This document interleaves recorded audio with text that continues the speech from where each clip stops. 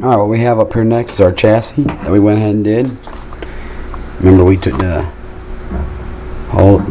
standoffs down here, and took our holes up to 1/4, made them nice, smoothed them down. Alright, what we're going to do first here is take our screws and our lock washer. Show you one here at a time. Screw lock washer, every one. Got 8 of them. Screw and lock washer. Okay, we're going to apply all 8 of these, and I'll show you. Okay, after we apply all 8, put all 8 of our screws in here, next we're going to go ahead and take some, I got painter's tape, but regular masking tape will work. This is more expensive, so just get the white stuff. Apply these to the screws. I'll show you how to do that. Okay, as you can see, I did each screw individual. I just kind of this is a real quick job actually, because this camera resets itself after so long. Each screw separately. Then you're going to poke a hole in each one. Make it easier when you go to put the board in. You're not trying to find a screw head. Next up is where we run into all the washers. We're going to do 3 1mm, like I said, 1mm washers. Don't do the 0 tolerance, they're no good. Each one of these are going to have 3 washers. 1, 2, 3. It's 24 in all.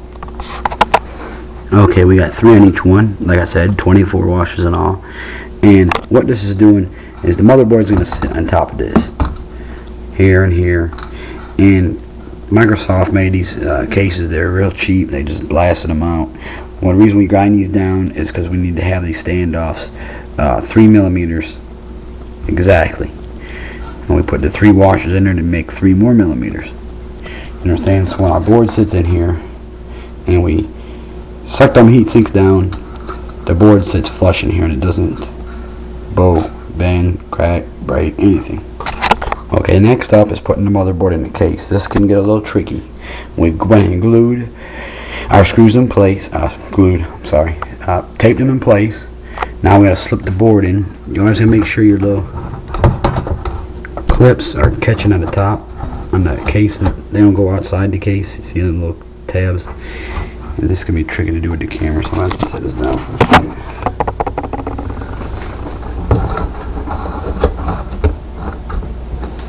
Alright, now we gotta line the screw holes up.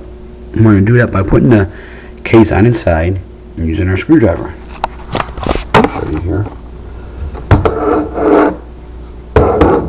You don't want to turn it over. We got them washers laying in there loosely.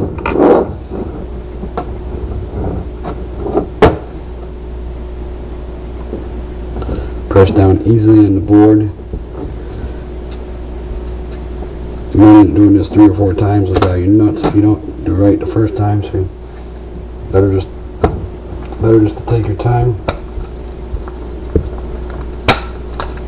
Like I said, otherwise you're gonna have all these washers laying in the chassis and you'll be pulling the chassis back apart. So when you take your time and do it right the first time.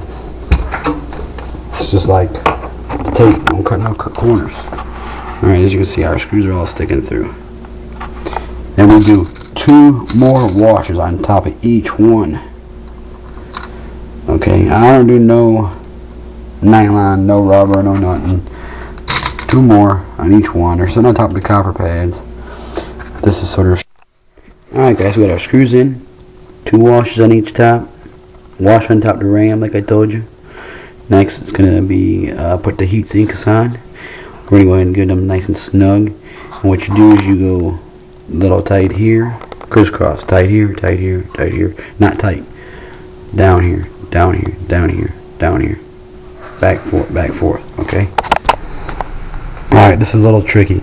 As you see how I did this, I stand it up on end. Standing on end. I put the heat sink, lay it on top, and then we snug it, just get it started, you know. Watch here. Let's see where I set this camera. I'm going to go ahead and set this on here.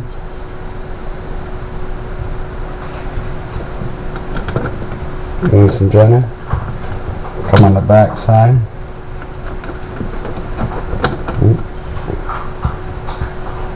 And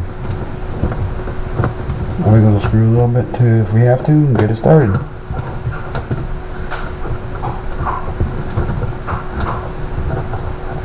Like I said, you're not looking to tighten this down at all, you're just looking to get it started.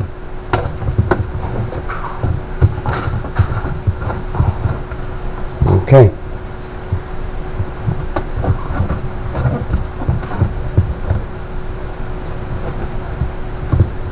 Problems with the back side here. If you go too many turns in any one, it can suck it down. That's why when you first put it on, you gotta be real careful just to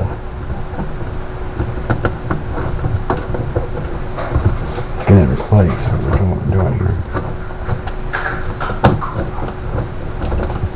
You mess this up, you gotta go back and do the whole process all over again. I hope I can see that. That one took me, that was a little bit of pain. You guys to watch here for a sec. While I do these. I'm going to hit this one. I'm going to go down here and hit this one. Hit this one. Hit this one. Crisscross all of these. Everything evenly tights it down, otherwise you just suck one side down. Then you can do a back and forth type deal and make sure they're set in place. You can do the same on both.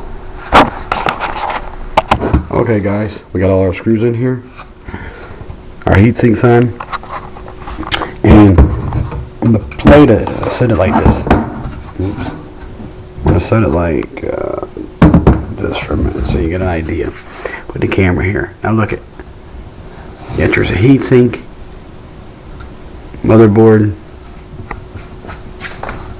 chassis, screws. I'm explaining this so you guys kind of get an idea how this works. The screws go through here, okay? You have your 3 washers on the other side of the chassis like I showed you, between the chassis and the motherboard, okay? Then we put our heat sink on. We put our 2 washers, excuse me, underneath, in between here, because the distance between the top of this, and the bottom of this, and the top of the chipset is 2 millimeters, so it's 2 washers. We put our heatsink on.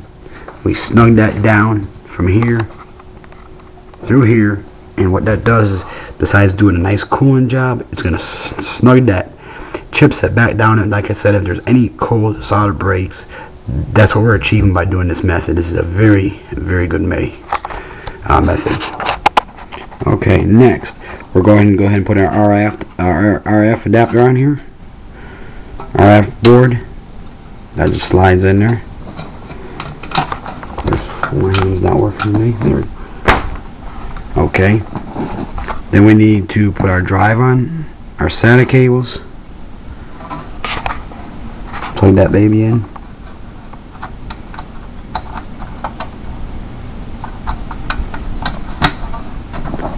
Power cord.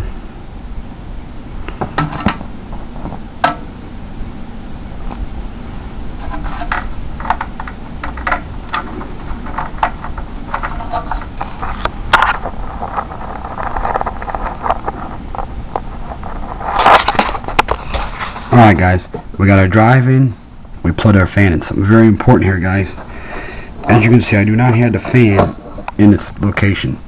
What we're going to do here is we're going to set the fan on top of the GPU. That is where our hot sensor, the trip is, under here. Now if you let it, this is a critical part, a lot of people leave this out. If you let this overheat, okay, what it's going to do here in a couple minutes, it's going to go ahead and trip the sensor and your unit's going to overheat. It's not going to properly heat like it's supposed to. So what we're going to do is we're going to put this on here for 30 minutes. We're going to point the fan down on here, so we're going to keep this cool while heating both the GPU and the CPU here. Okay? Very important.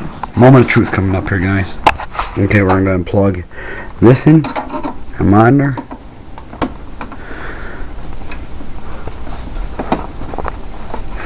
our power.